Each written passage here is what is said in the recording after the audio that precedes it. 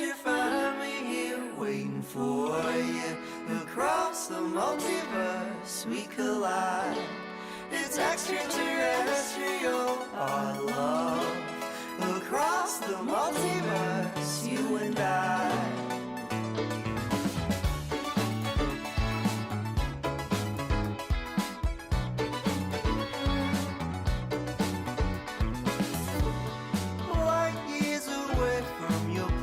Backboneverse, welcome back to Journey Through the Arrowverse. I'm your host, Logan Crosland, and I have with me my partner in crime, my partner on Team Arrow, Keithie Langston. How are you? I have hopefully not failed this city. I don't think we get that in this episode, huh?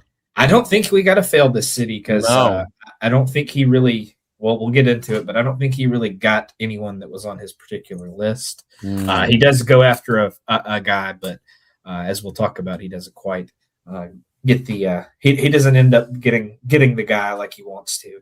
I know you're a little disappointed in this episode because we had to leave Honor Thy Father.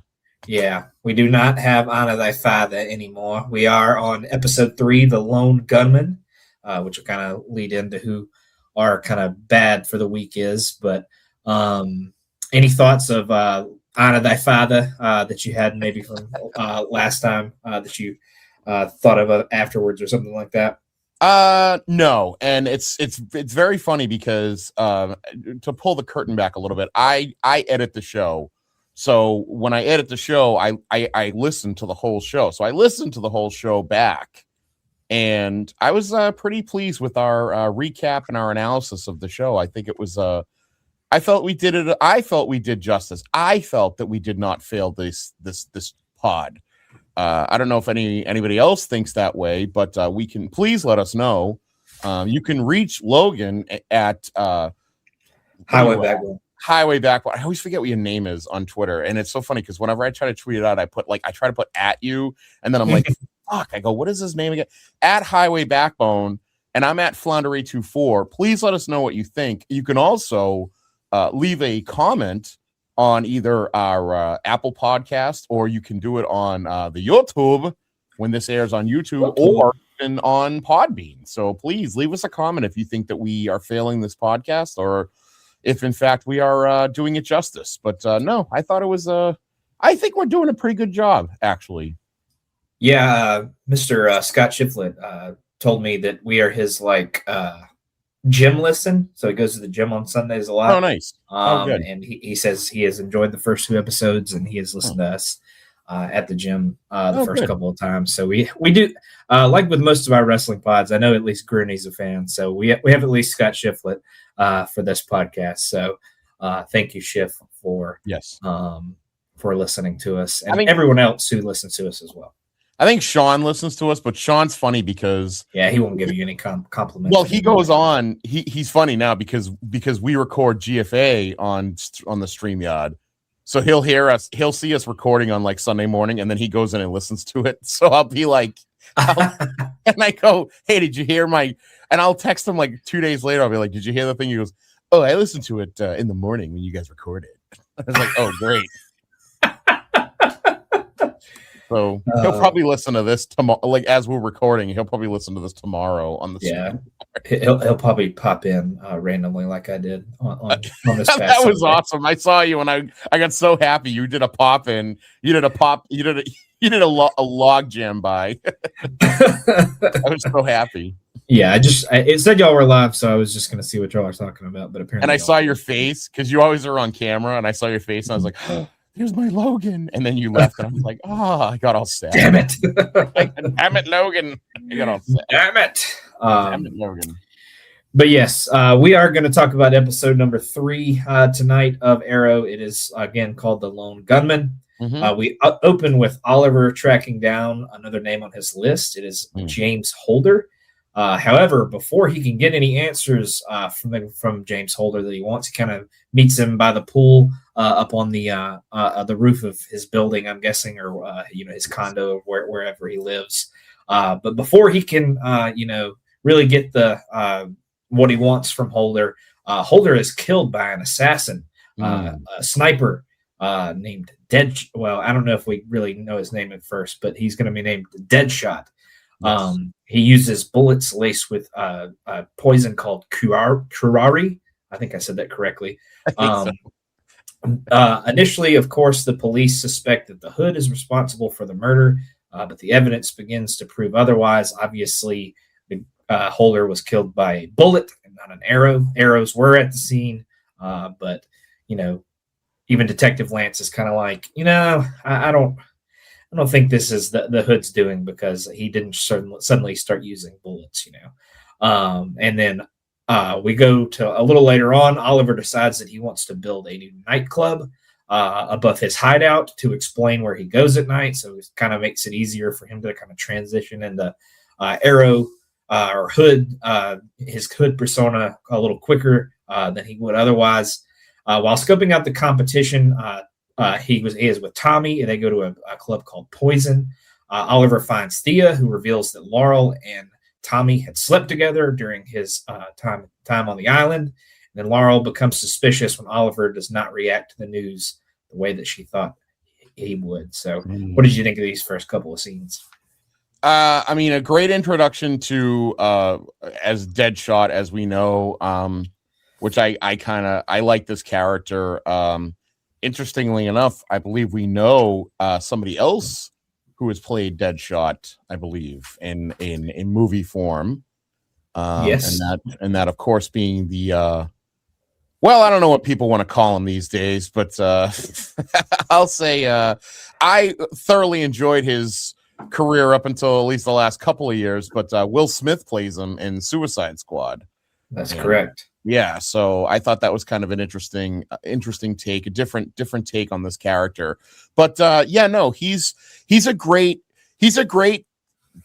I guess, villain, or of whatever it is in the DC universe. So I'm excited for this. I know he is around, I believe, for a while, so that's good. Like, he's kind of a good, even though you think he's kind of finished off here. But very good introduction.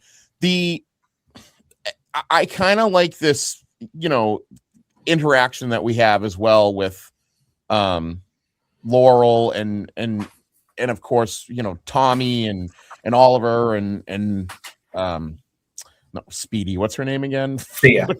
Yeah. I'm like, what's her name? I like it. But it's kind of it was good. It's like it's starting to get. I like that we're three episodes in and we're getting rid of the kind of the Michigas. We're getting rid of all the stuff that could be nonsense, So I do like that. Yeah, absolutely. Getting it out in the air so it's not super weird or super. Yeah, it's not the long, lingering, ongoing whole hoopla. And the curare, which I thought was. I was like, oh, is that curry? Like, is it curry powder? No, yes, it's a. But then Oliver has that weird thing where he like chews on the root and then drinks, and I think I'm like, oh, that's cool. And I forgot about like that whole thing, like, all the stuff he learns when he's on the island. So that was kind of cool. Yeah, I didn't mention it, but when the bullet kills Holder, it actually does graze Oliver, so he does bleed a little bit. He starts to sew it up.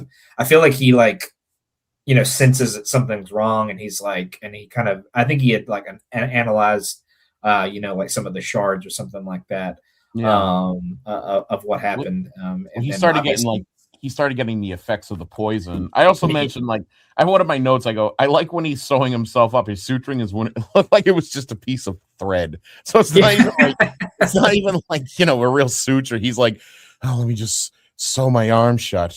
Kind of like that, yeah. Just a casual Tuesday. It is a casual Tuesday. But yeah, obviously, he realizes that the effects of the poison are starting to kind of take effect, and he I want to say he gets some kind of root or some kind of plant of some sort, and kind of chews on it a little bit, and it does end up saving him in the long run. But and I don't know if it happened yet based on where we're at, but Deadshot has a ritual for anybody that he kills. He tattoos their name on his body. And, he does Holder's name at some point. and he has a bunch of other names. You can't really see him unless you really focus. I actually have a fun fact about that later when we get kind of towards the end of the episode. But obviously, he's killed lots before because he has lots of names on his. So do you want me to tell you a little bit about Deadshot or not? Yeah, you can go ahead. That's fine. Yeah. So Deadshot was a character that was created. He first appears in Batman number 59 in 1950. So he's created by writer David Vern Reed and artist Lou Sayre Schwartz, based on a concept from Bob Kane. So he originally is introduced as a gun-toting criminal in a tuxedo, top hat, domino mask. Deadshot was only intended to be a one-off villain for superhero Batman, but he was revived, redesigned, and popularized in Detective Comics number 474 in 1977, which featured the debut of his wrist-mounted guns, how do you pronounce this? Retisel, I believe is how you put Retisel emblem, and a mask with a built-in targeting sight. So, but yeah, he is the alias of Floyd Lawton, a mercenary with a death wish who possesses uncanny, near superhuman accuracy and regularly boasts of never missing a shot. As I said, he was played before by Will Smith in Suicide Squad, but he's also played by Bradley Stryker in Smallville, Bradley Stryker is the only other thing I know he was on was the OC. And then he's also been played by Michael Rosenbaum, who obviously played Lex Luthor in Smallville, and some other characters. Christian Slater did his voice in animation form, so that's kind of cool. But one thing that I would say, and I did do a little research on this, I think they kind of merge his character in this Arrowverse with Victor Zsasz, who is a Batman villain who, when he kills people, he would mark himself, like he would cut himself to have a scar. So I think that's kind of what they do, is they merge almost these two together, with him tattooing himself with his victims, which again to me sounds kind of weird, because if they ever arrest him, it's like the Wet Bandits. They're gonna know every guy he killed because he tattoos the name on him. Yeah, they can solve a lot of a lot of missing cases. Yeah. So, but yeah, that's very interesting, of course. Mm-hmm. But we will learn his his actual identity here in a minute. Mm-hmm. But speaking of that, Oliver then uses his contacts from the Bratva. So we learn now that he can speak Russian, and that he's involved and has some kind of marking that he was in some kind of organization called the Bratva at some point. And he's even a captain, as we learned from the guy that he talks to. He uses his contacts there to learn the assassin's true identity. His name is Floyd Lawton. And I'll say Deadshot's played by a guy named Michael Rowe. Not much. He's a Canadian actor. Not a lot outside of this. We will see him again at least a few more times for sure throughout the series. But yeah, I kind of looked up his filmography earlier. Wasn't much going on before this. The Bratva, just so you know, is basically the Russian equivalent of La Cosa Nostra. So it's the mafia. It's the Russian mafia. Yeah. Where the Italian mafia allegedly is called La Cosa Nostra, although we don't ever admit the existence of this thing. We really shouldn't admit the existence of the Russian mafia or the Bratva as well. So, but there you go. Yeah, there you go. All right. But after he figures out what his name is, he's able to track him down. But when they have a little bit of a shootout, Floyd is able to escape, of course. Mm-hmm. Oliver then retrieves a bullet-ridden laptop from Floyd and takes it to Felicity Smoke, an IT specialist at Queen Consolidated. Ding, ding, hopes ding. She can retrieve information from it. Felicity is able to do so and reveals the laptop is actually owned by Warren Patel. It contains blueprints for the Exchange building, where the auction for a company called Unidac Industries is taking place. So we get Felicity Smoke here, big character throughout the rest of the show. I have another fun fact about her when we get to the end of the episode, but Emily Bett Rickards plays her. Again, not much before this. She's gone to do some stuff after this, but will be a huge part of the show. Not in the near future, I would say, but for especially the rest of the seasons. But what did you think of the first appearance of Felicity here? I mean, it should be Felicity Smoke Show. I mean, she is just stunning. I mean, she is Emily Bett Rickards is a stunning woman. Rickards kid. I think, oddly enough, and I don't know if this was the little tidbit of trivia, but she starred as Mildred Burke in Queen of the Ring. I'm pretty sure the only person that saw that movie was Grooney. I believe. Seems like an Andy Atherton kind of movie. It does seem like an Andy Atherton, but I know Grooney was talking about going like Christmas Day or something to see that movie. So, but yeah, no, it's great when she really start. I mean, you talk about like this series, but not only the series, I'm pretty sure even like this entire universe, she's like all over it. So, yeah, she's kind of one of the biggest. She's the biggest addition, I think, to this entire universe that we're gonna get, and we get it in episode 3, which is great. I might be in the minority of people, but I loved Felicity. I really did. I thought that she was a great character. Awesome.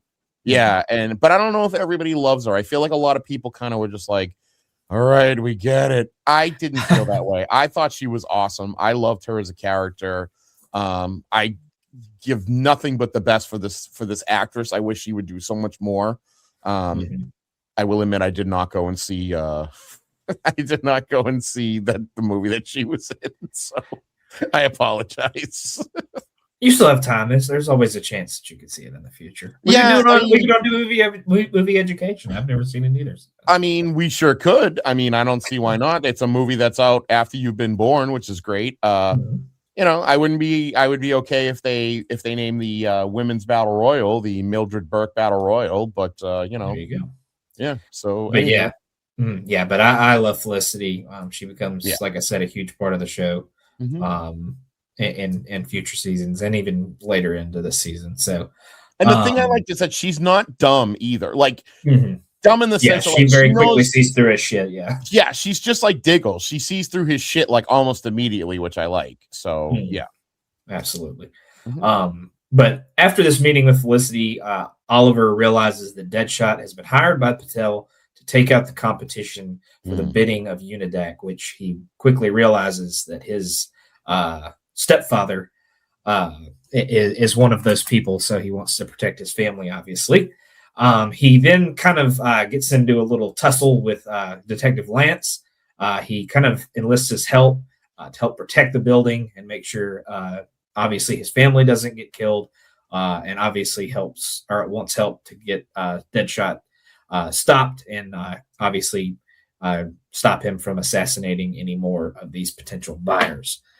We then go to the auction, and Oliver manages to stop Deadshot by shooting an arrow through his eyepiece. That's kind of, Deadshot's kind of signature look. He has this like red little thing that he wears over his eye that obviously is like a little bit of a focus piece for him to help him get more accurate shots and stuff like that. And it seems like he may kill Deadshot, but obviously I don't think, obviously, like I said, I think we'll see him later on in the series. So, but it kind of appears that maybe he took him out here.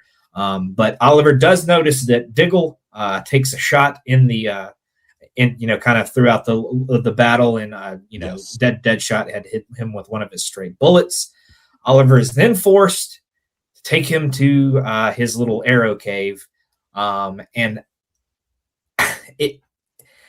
it kind of ends on kind of a cliffhanger. So we do see Diggle kind of wake up. Obviously, he'd give him the kind of route to help him, survive the Curari. I don't know if we're going to count this as, Diggle learning his identity, because I think he doesn't really kind of learn his identity until the next episode, because he's just kind of waking up as this one kind of closes. But what did you think of the kind of battle between Deadshot and Oliver here, and kind of Diggle somewhat realizing that Oliver is more than it appears? It's a shame because it's almost too quick to really kind of consider it a major battle between the two. I mean, it's very quick.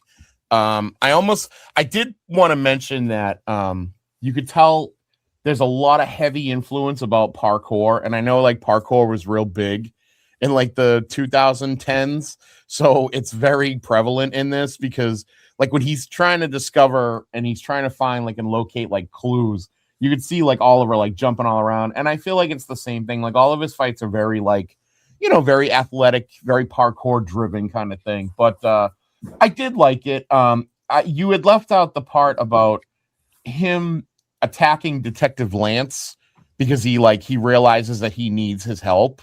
Mm-hmm. Yeah. And I wrote down, I went, Detective Lance is a very reluctant Jim Gordon in this scenario. Yes, it's like Jim Gordon like immediately is like, Batman's gonna help, rock and roll. And I feel like Detective Lance is like, I don't want this guy's help, I have to arrest him. But I did like that, you know, I like that when he knew he needed help, when Ollie knew he needed help, he's like, I know the right person to go to. And he was, for the most part, he was the right person, you know, going to Detective Lance for help. I like that. So, yeah, he does very much help with saving Walter and obviously Oliver's sister and mother in this situation. So, and Thea gets into some trouble early in the episode. I didn't really dive into that, but she does get arrested towards the beginning of the episode, and the whole her whole kind of story throughout the episode is that you know, her and her mom don't really know how to talk to each other. And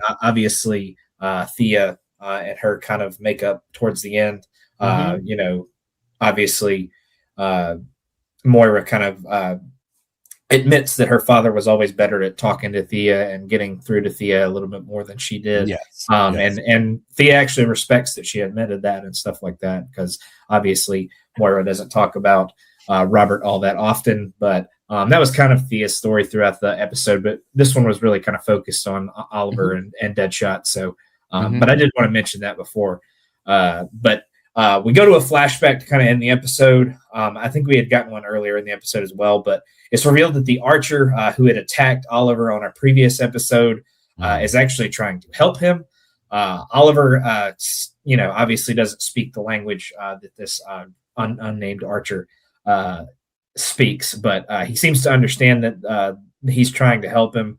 He also kind of escapes, and we see that he may be being pursued by some other a group of other men that seem to be armed. So what did you think of this flashback? And we don't get the name of the Archer, but it's obviously somebody that's going to be influential to him on the island.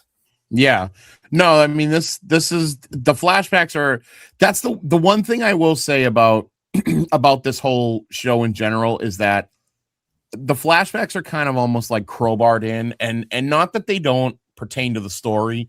I just wish that there was much more of a flow, and I get it. Like, you don't want to give them all away at once, but like, I feel like in the later seasons, they do a lot more with like extended flashbacks.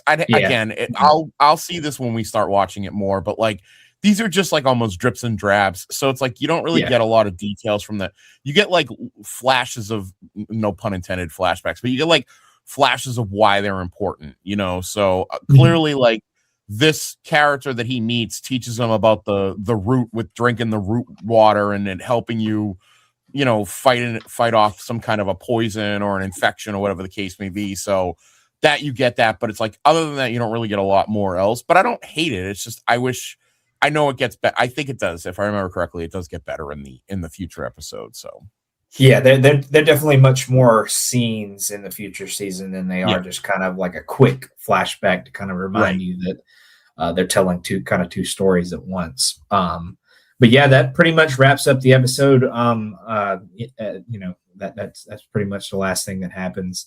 Some quick just trivia notes that's on the site that I kind of use the synopsis and stuff for. The address of the motel that Deadshot hides in is called the Pap Motel, which is a reference to George Pap, who was once a co-creator of Green Arrow. Okay. The Pap Motel's address is also 1700 Broadway, and the offices of DC Comics are located on 1700 Broadway in New York City.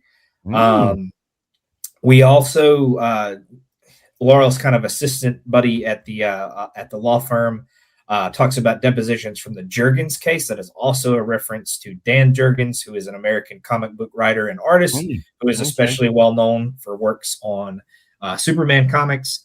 I said I had an interesting fact about Felicity. This marks her first appearance, obviously, and this was actually meant to be her only appearance in the entire series. But however, positive fan reaction to the chemistry between the two actors resulted in Felicity being given a recurring role throughout the season, and eventually joins the main cast in season 2. So we'll get into that. And then one more. I mentioned the names on Deadshot's chest earlier. Some of the names on Deadshot's chest on this episode are members of the crew for Arrow. Nice. Just 3 or 4 names. You see a couple of names throughout his body on the thing. Gordon Verrule, Todd Pitson, and Ken Shane were all members of the Arrow crew, so they were all inked on his body. So there is that. And then upon the laptop that is associated with Warren Steele at the auction of Unidac Industries, Felicity tells she does not want to get involved in any Shakespearean family drama. She elaborates this point by referencing Hamlet and mentions 3 of the characters from that and kind of connects those 3 characters to Moira, Walter, and Oliver, respectively. So just some interesting facts to throw in there on the end. But I thought those are pretty cool. Anyways, we'll get to some awards real quick. I think Oliver was pretty far and away the MVP of this episode, mostly because it really kind of just focused around him, and we didn't get too many other characters really fleshed out for too much. You have failed this city. But LVP, who would you go for on this one? Oh, I think you know who I'm going to pick. I mean, he couldn't even stand up for himself in the bar fight. It had to be Laurel that used some friggin'. It was like Laurel was doing some parkour action there with Oliver. Krav Maga kid. Yeah, she was Krav Magarin. So fucking Krav Maga kid. Yeah, no, Tommy's he's the least. I told you, very rarely is it ever going to change. He's the Dino Bravo of this entire universe. I'm sorry. I was going to say we're only 3 episodes in, but I'm starting to join your side. He is pretty much a fucking worthless loser. He's just such a douchebag too. Like he's just a douche. Like he's just such a frat boy. Like just oh, it's a good party at this place. This is gonna be a great. Oh, how about that? There's your private quarters up in the because they're talking about like is he played by Philip Seymour Hoffman? He might be like because at the beginning they go into like a Queen Consolidated like empty warehouse, and it's the above ground where I'm gonna start calling it as Quiver because that's what they should have called it. The Arrows friggin' thing should have been called Quiver. I'm sorry, it's just makes sense, but like. That's the above ground is the he wants to turn it into a nightclub, and then he goes, oh, and up there is the private office, and then Tommy goes, one-on-one meetings, and then it's like, oh god, you're such a douchebag. So yeah. Tommy Merlin sucks. Everything about him sucks. Yeah, I'm gonna agree with you on this one. Thea was kind of annoying, but I feel like her and Moira kind of made up at the end. You ever notice Thea talks to her teeth a lot? Like, yeah, she does kind of talk like this. Like, Ollie, why are you getting so mad at me? You're not my father. You're barely my brother. Like Thea has a little bit of she has a little bit of that Psycho Sid syndrome. She sure does. Sid talked to his teeth a lot. We also met Diggle's sister-in-law. Yeah, we did. They did go to a restaurant at some point, and we meet her. Carly Diggle, who was married to the late Andy Diggle, and we get a little bit of exposition here where I guess Andy Diggle was also maybe a bodyguard of some kind because she says something to Diggle about doing this job. He's like, it's just a job, and she's like, yeah, well, that's what happened with Andy or whatever. So we're like, oh, and there you go. Yep, that is true. And it is kind of a spoiler, but on Deadshot's body, one of the names is Andy Diggle. That is true. Yeah, That is true. just you know. Mm-hmm. Anyhow, Absolutely. but go on. I have to be someone else. I have to be something else. But most important scene, I would probably go with him meeting Felicity for the first time. Yes, absolutely. You could go with the Diggle kind of learning Oliver's identity, but again, I think I'm going to kind of save that for next time because I really think that's when he actually learns. The introduction to Felicity is a massive, massive plot point, so that's definitely the most important character point in this movie, in this show. Yeah, for sure. But best scene, what would you go with? I'm gonna say I'll say that the shootout at the end. I'll say, actually, you know what? No, I'm gonna change. I think his, and it's very quick, but his attack on Detective Lance and like their conversation, and then how he like stabs the hood of the car with the arrow and then runs away. And then Lance gets up and he sees the arrow, but then I think the laptops, it looked like the laptop was sitting next to it. So I'm gonna say I think that's my what do we say? That's my favorite or the best? The best, but whatever you think the best is. Yeah. I think that's favorite, the best. same difference. Yeah. I think that's the best scene. That's I got you. Yeah, I mean, it's probably going to be good to go outside of the box on some of these, to not just go with the main fight at the end. But I do think the shootout and kind of fight at the end between him and Deadshot was pretty awesome. So and obviously it leads to Diggle being shot and seemingly starting to learn Oliver's identity, but. We do have a tracker for number of episodes between somebody learning of Oliver's identity. We are going to move it up to 3. We are going to end it after this. 4. We will not reach 4 because Diggle does kind of learn who Oliver is in the next episode and starts to kind of help in the missions and stuff like that. So if this was a video podcast, I would clip in next week or next episode the Simpsons thing where it's like the beginning. It's like how many days in between an accident and they're hanging up the thing and then there's an accident. I would have that in there because we're resetting this at 1 starting next episode. Yeah, so we will go back to 1 in episode 4. So but any other thoughts about the episode before we kind of get out of here and do plugs? I do want to say that at the time I didn't know this and I had done research at the time watching, but Felicity Smoke was actually a very, very, very, very minor character in DC Comics prior to this. And she appeared in the Fury of Firestorm number 23, May of 1984. And she was basically a manager of a computer software firm who opposed the superhero Firestorm because of his recklessness, but eventually becoming the second wife of Edward Raymond and Ronnie's stepmother. So she was in DC Comics in 1984.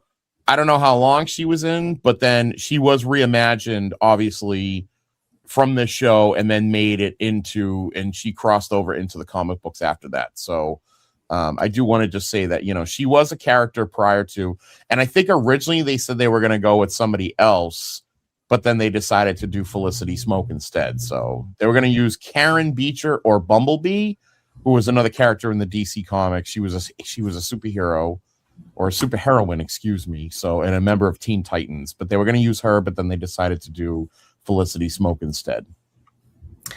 Yeah. I kind of knew that she existed somewhat before, but I knew that this definitely gave her kind of a higher profile. Yeah.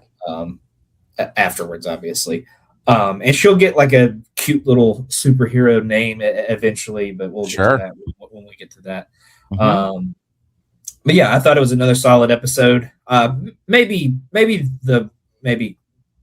least of the 3 that we've done so far. I think I've enjoyed the other 2 a little bit more, but it was still a really good episode. Obviously some big moments throughout. So definitely continuing on the good streak of the journey so far. So, but anything you would like to plug tonight? Oh, well, I mean, I'm going to just do the whole gamut, I guess. Or at least I'll do all the. So please, first of all, listen to everything that we do here on the Backbone Wrestling Network. We have Hands of Z and the Shit Takes, which are Sean Kidd and myself. You can hear us on those. Usually twice a month you can hear those. You can hear every Monday, you can hear the Cross Up with our own Logan Crosland, where he goes over all of the wrestling from the previous week. So if you're a wrestling fan, but you just don't have the, I don't know, what is it, 72 hours of wrestling in you to watch, you can listen to the Cross Up on Monday morning. It's one of the best shows on the Backbone Wrestling Network. And Logan is doing God's work with that every week. So listen to that. You can also hear the movie education of Logan Crosland with yours truly, myself, as well as Logan. And usually Tim Capel shows up on that as well. So we get Tim Capel's input on all the movies that Logan hasn't ever watched before. You can also hear New Gen on a Mission, which is going over the new generation of the WWE or WWF, if you will. You can hear that on our show probably like once a month. I think that usually drops. You can hear Are You Smarter Than Vince Russo's WCW, which is Logan Crosland and, of course, our own Scott Shiflett. That usually drops, once or twice a month? Once a month? Twice a month. Twice a month, yeah. Everything's every other Friday.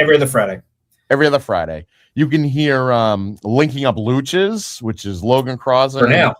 For now, until only that two episodes left after yesterday. Only 2 episodes left after yesterday. So listen to Linking Up Luchas.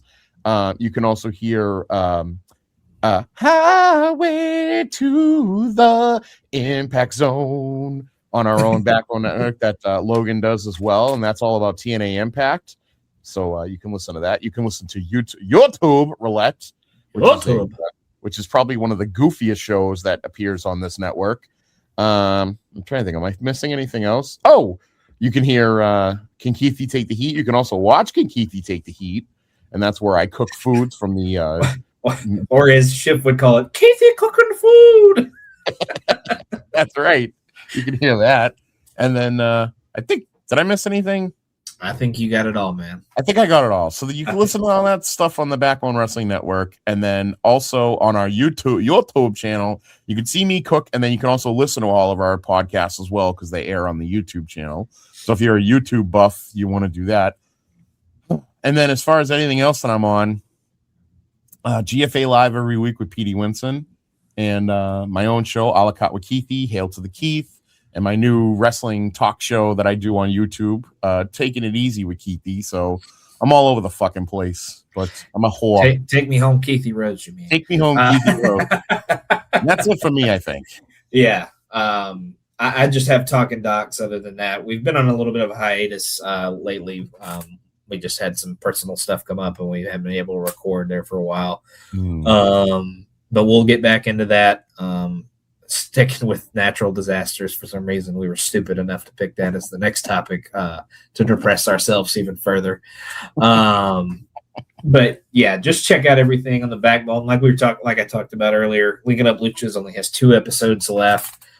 We have the penultimate episode, which will be the next one, and then we have our Ultima Lucha Quattro that'll close out the series. Grand finale. The grand finale. Hopefully we're able to get everybody on that one, but we'll see. Obviously, Sean's got business to handle, and Jake has, obviously has a new baby in his life. So we'll see if we can get them to pop on for at least a little bit of that last episode to kind of finish the journey. But yeah, just check out everything else. Everybody's putting in a ton of great work. We cover a lot of eras, a lot of different styles of wrestling. Obviously, you and Sean dive into a little bit older stuff with old Larry Z and rugged Ronnie Garvin. So, but yeah, everybody's putting in some great work. Thank you for joining us on this episode number 3. Hopefully we did not fail this pod.